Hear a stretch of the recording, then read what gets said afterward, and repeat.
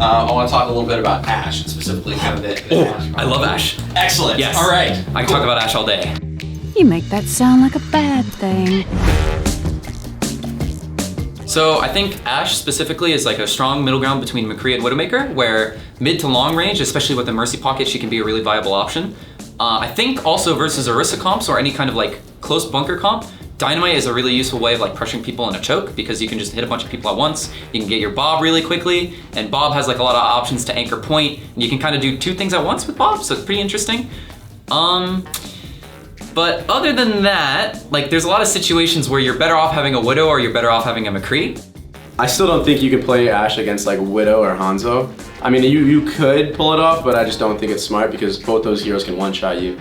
And as an Ashe player, you can't one-shot them back. So it's kind of like a little bit her being not as good as she could be, and a little bit like the other snipers just being too good not to pick when you want those sniper heroes. I think Ashe's primary weapon is weird.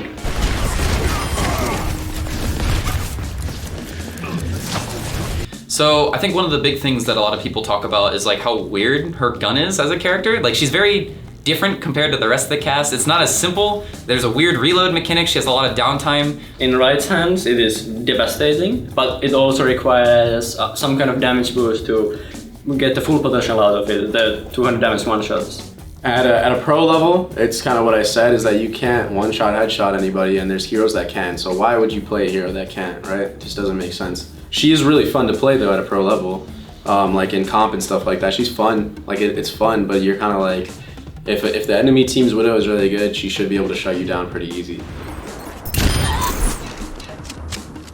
But I do like Ashe as a hero. I think the ammo mechanic and the cooldowns are very restrictive though.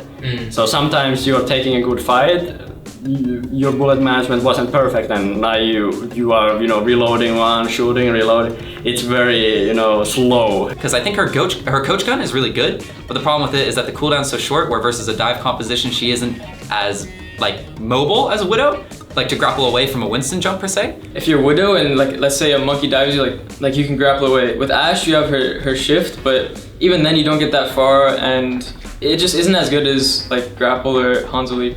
Or maybe like her counter dive options, like with Dynamite and Coach Gun, aren't as good as McCree Flashbang or McCree Roll. Against dive, she is much better than Widow, but her kit also relies a lot on ammo management, cooldown management. So there's a little to no freedom in her movement, even compared to Widow. Like she is very reliant on her cooldowns. Also, her cooldowns are pretty long, and her ultimate's like easily countered by On a Sleep Dart, by Hack, by a bunch of other heroes that are pretty meta right now. And if you misplace it, Bob will either fall off the map or just die. So pretty hard to use. She has a very high skill cap with her gun and her ultimate. The buffs I would want to see on her would be more regards to her mobility or her dynamite and make them stronger, or even I enjoy the idea of just adding even more of them. So having 2 coach gun shots or 2 dynamites. I mean this just sounds like it's gonna be OP though, but you could have a certain amount of distance where, let's say you give her fall off damage, right? I think she does already have fall off damage, but let's say a certain range, you just one-shot headshot maybe.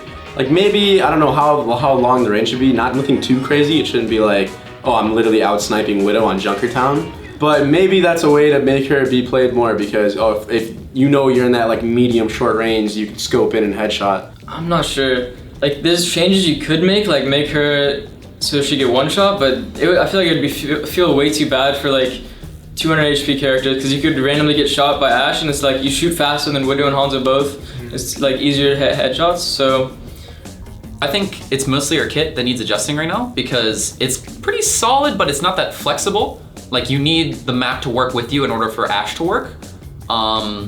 And I think that's a big reason because of that is her shift cooldown. I think it's really long for like the amount of mobility you actually get from it.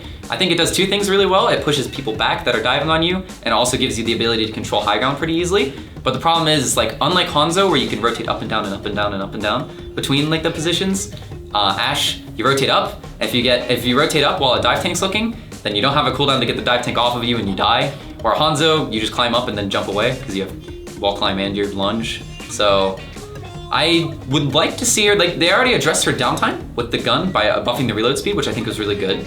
But I think with Coach Gun being as long of a cooldown as it is right now, like, she doesn't do her job as well as like Hanzo would in more scenarios. So if they change that, I could see her getting more playtime over Hanzo specifically.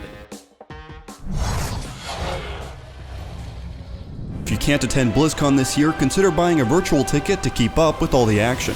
A portion of all ticket sales goes towards helping us be able to make more great videos, and you get some pretty cool in-game goodies as well. To help support our channel, check out our affiliate link in the description below.